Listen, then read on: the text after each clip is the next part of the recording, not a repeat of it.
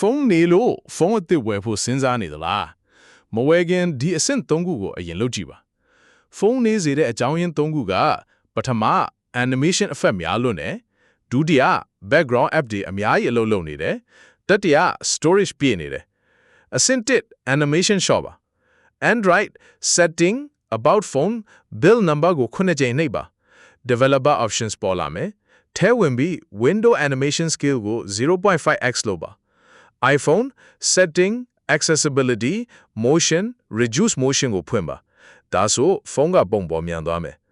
အဆင့်2 background app ပိတ်ပါ setting battery app battery usage ကိုသွားပါနောက်ခါမှာအလုပ်လုပ်နေတဲ့ app တွေကိုပိတ်ပါအဆင့်3 storage ရှင်းပါ setting storage ကိုသွားပါမလိုတဲ့ဓာတ်ပုံ video app တွေဖြတ်ပါ storage 20% လွတ်အောင်ထားပါဒီလိုနေ့စဉ် IT ဘ ഹുတုဒတွေသိချင်ရင် IT man ကို follow လုပ်ထားပါ